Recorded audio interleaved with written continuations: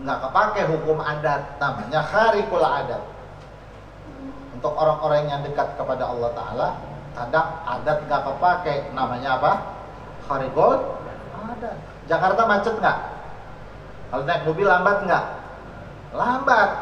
Tapi Kiai Haji Muhammad Syafi'i Hadzami tidak pernah mengalami lambat waktu beliau masih hidup. Atau supirnya begini, ana dari Tenabang mau ke Gondrong, kata supirnya, Haji Idris namanya. Dia cerita sama saya, saat itu jam setengah 12 hari Jumat. Kira-kira kalau dari Tenabang sampai Gondrong, saudara, hari Jumat macet nggak kira-kira? Terus kira-kira keburu nggak sholat Jumat? Kata Haji Idris begini pas sampai Gondrong, Idris, ya Malim, udah lu mandi dulu, keburu. Sampai Gondrong keburu mandi dulu. Berarti itu jalan nggak macet? Itu lewat mana?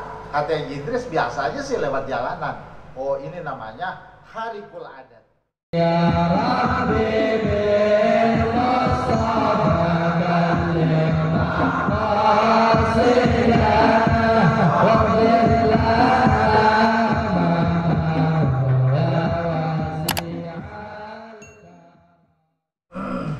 pengertian hukum akli masih di situ, saudara. Ngaji kagak pindah-pindah. Ya kita mau kongkosi. Ya, kalau mau ngaji mau baca dewek baik. Terus pengertian hukum akli. Hukum akli itu ialah menetapkan suatu perkara pada suatu perkara yang lain atau menafikan suatu perkara daripada perkara yang lain dengan tidak berkehendak kepada dicoba pada menetapkan sesuatu perkara itu. Kesalahan hukum adi, yakni hukum adat, dan tidak tergantung pada suatu perbuatan yang diperbuat oleh mukallaf. Kesalahan hukum syar'i. Begini maksudnya, hukum ada 3. Pertama, hukum akli. Hukum akli itu hukum yang digunakan di dalam belajar tauhid. Kedua, hukum syar'i. Hukum syar'i itu hukum yang digunakan di dalam belajar fikih. Ketiga, hukum adi. Hukum adi itu yang digunakan di dalam adat kebiasaan manusia. Seperti contohnya hukum akli. Allah Ta'ala maujud. Allah Ta'ala apa? Allah Ta'ala apa? Maujud. Apa arti maujud? Ada. Allah Ta'ala ada. Sesuatu yang ada tidak mesti terlihat.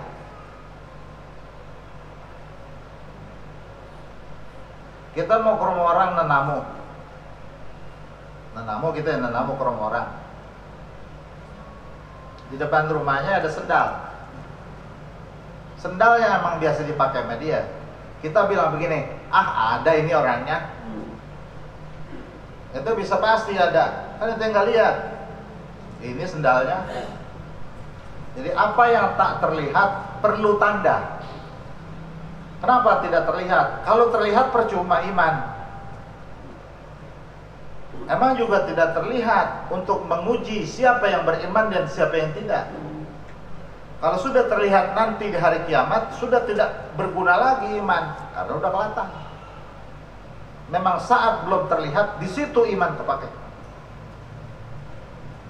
Saya percaya ada orang di dalam, percaya, dari mana tahu? Ini sendalnya, itu sendal alamat.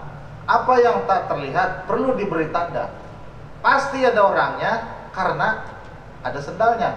Itu sendal namanya hukum akal. Akal memastikan ada itu orang sebab dia ada sendal. Akal yang main. Paham tuh?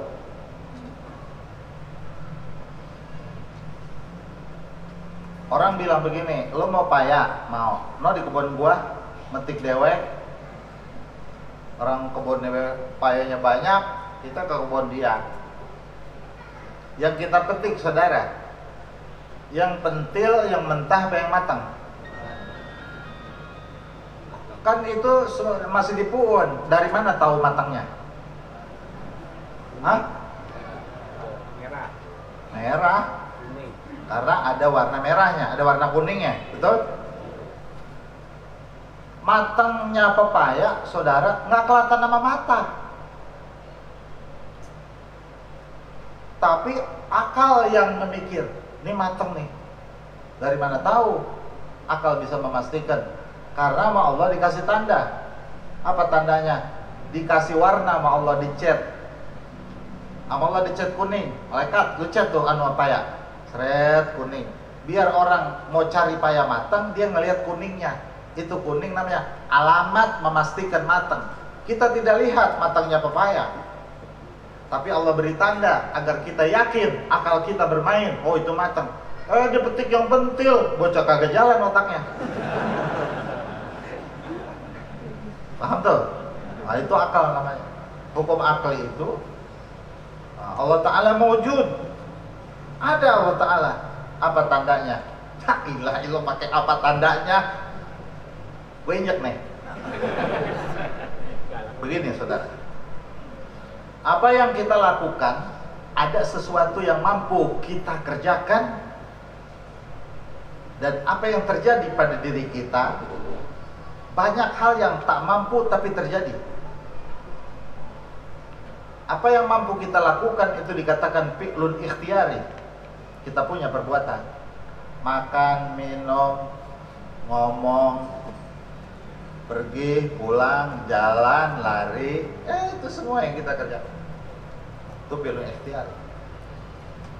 Tanpa kita sadari, banyak kejadian di dalam diri kita yang kita tidak mengupayakan tapi terjadi. Apa itu? Detak jantung, siapa yang berupaya?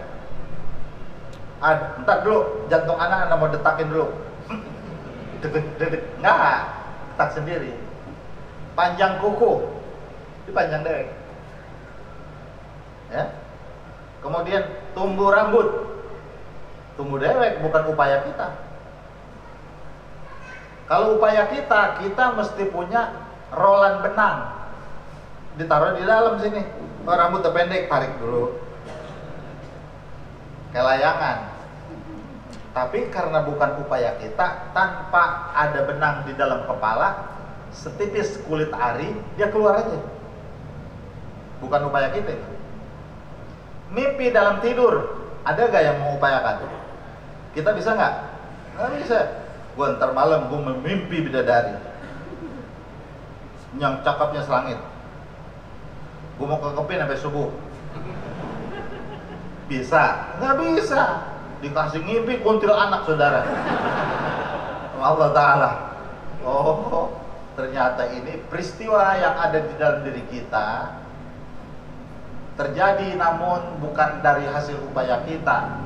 Seperti halnya merahnya pepaya, bukan karena kita yang membeli merah, dia menjadi tanda matangnya itu pepaya. Maka semua peristiwa yang ada pada diri kita tanpa upaya kita, tapi itu terjadi, menunjukkan ada yang menggerakkannya. Yang menggerakkannya itu Allah Ta'ala. Itu menjadi dalil nyata di dalam diri kita.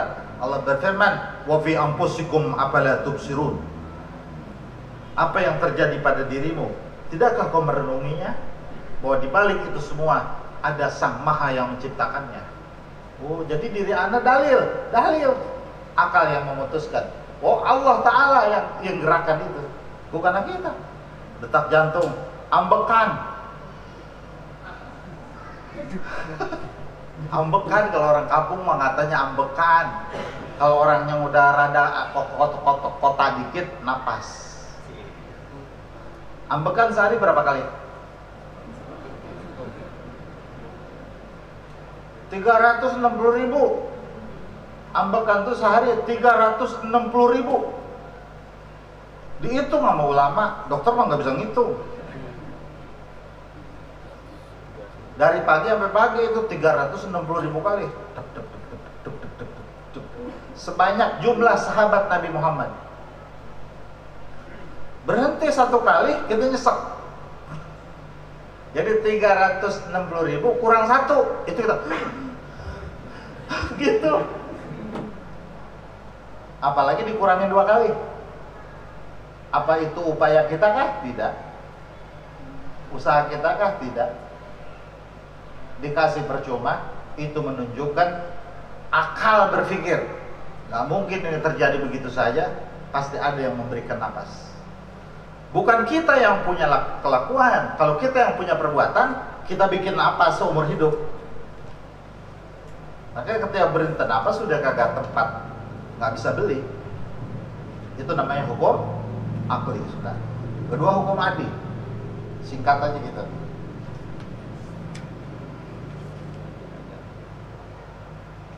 Hukum adi itu keterkaitan antara sabab musabab tanpa mempengaruhi satu dengan yang lainnya. Keterkaitan antara sabab dan musabab tanpa ada keterkaitan satu sama lain. Tadi contohnya apa? Hukum akli. Allah maujud ya. Allah maujud. Ntar tuh Allah qidam, Allah baqa, Allah mukhalafat lil hawadis, Allah qiyamu bi nafsi, Allah wahdaniyah, qudrat, iradat, ilmu, hayat, sama, basar, kalam. Itu semua nanti yang digunakan hukum akal. Sebab ad-dinu aqlun la dina liman la aqlalah. Rasulullah bilang, agama itu rasional. Agama itu bisa diterima oleh orang yang berakal. Maka la dina liman aqlalah, orang yang tak ada akalnya susah untuk beragama. Maka agama itu bukan doktrin. Agama itu bukan dogma. Tapi agama itu sebuah kesadaran dari akal yang bisa menerimanya. Kedua hukum adi, hukum yang terkait sabab dengan musabab. Api panas, api panas membakar. Jadi api sabab panas, terbakar adalah musabab. Makan kenyang, makan sabab kenyang, musabab. Belajar pinter, orang belajar musababnya pinter. Tapi kadang-kadang namanya hukum adat, saudara, ada sebab, nggak ada musabab. Kalau hukum akli mah pasti. Kalau hukum adat itu, saudara, tidak pasti. Ada sebab, tidak ada musabab. Ada api tapi tidak membakar. Ada begitu. Nabiullah Ibrahim, api ada tapi nggak terbakar. Saya, api ada nggak terbakar. Rasulullah 7 hari 7 malam tidak makan, tidak lapar. Abitu inda Rabbi yut'imuni wa yasqin, kata Rasulullah. Ketika sahabat tanya, 7 hari 7 malam, 7 hari 7 malam tidak makan ya Rasulullah, itu perut nggak lapar. Abitu inda Rabbi, aku bermalam dengan Tuhanku. Yut'imuni wa yasqin, dia memberi makan dan memberi minum. Nggak perlu makan minum, kenyang aja. Jadi biasanya orang tidak makan lapar, ada sabab namanya. Ini tidak makan tapi tidak lapar. Jadi ini gambaran bahwa nanti ada umatnya yang meniru ibadahnya ini. Ada umatnya yang seperti Rasulullah begini, seperti Rasulullah itu, saudara, kata sahabat, kalau Rasulullah lagi puasa, Anda nggak pernah lihat kapan bukanya.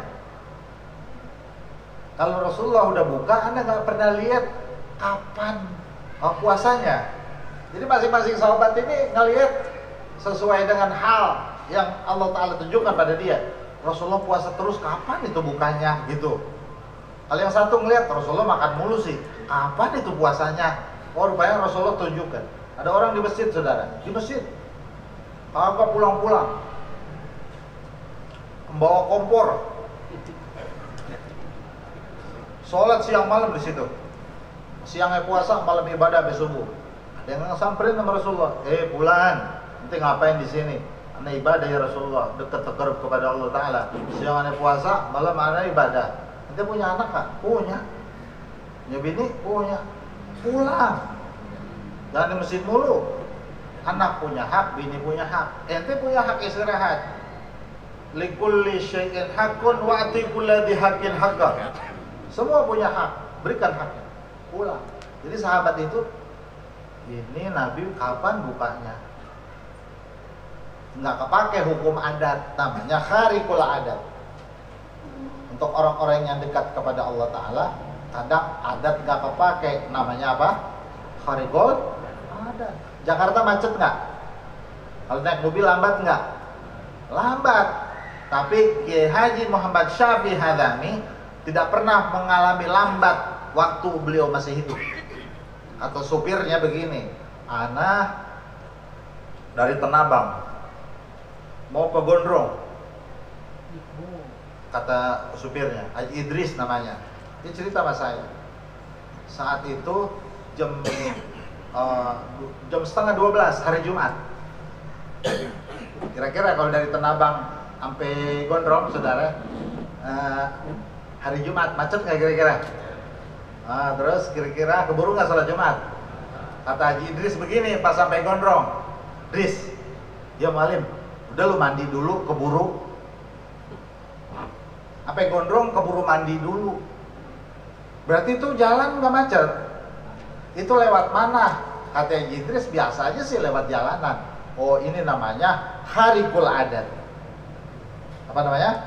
Kharikul adat. Dia nggak ngalamin macet. Jakarta biasa aja, nggak macet gitu.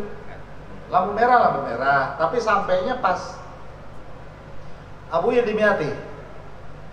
Orang kalau nggak makan timbulnya apa, saudara tadi? Hukum adat, kalau nggak makan timbulnya apa? Apa? Abu Yedimiati kalau makan, saudara, 40 hari satu kali. Makannya 40 hari sekali. Cuman satu bakul gede.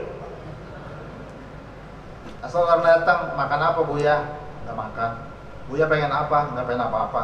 Orang nanamu sampai bingung, apa yang gue bawain ini aki-aki? Apa aja ogah? Asal udah 40 hari, dia masak itu. Pakai kastrol, panci gede, dia makan derek. Itu lapar Buya? Enggak, biasa aja. Lah kita kan dari pagi sampai sore jam 8 aja udah ya ngomong sama bininya, masih ada mie neng, suruh nyeduh mie. Nah itu 40 hari, itu hukum adat, itu namanya kharikul adat. Ketiga hukum syar'i. Hukum syar'i itu hukum yang Allah tetapkan untuk dilakukan oleh para mukallaf. Hukum yang Allah tetapkan untuk dilakukan oleh para mukallaf dalam fikih itu wajib, sunnah, haram, makruh, mubah. Ada 5. Wajib, sunnah. Jadi kalau sunnah, haram, makruh itu hukum itu doang tuh hukum. Wajib, haram, sunnah, makruh, mubah 5. Ada yang orang kata gini, itu hukumnya bid'ah.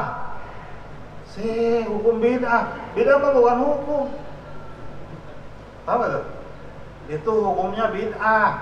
Ulang-ulang ngomongnya apa? Hukumnya bid'ah. Ulang lagi. Hukumnya bid'ah. Ngaji di mana?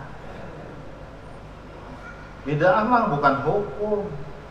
Hukum fikih itu wajib, haram, makruh, sunnah, mubah 5. Nggak boleh ditambahin. Kalau nambahin hukum itu yang bid'ah.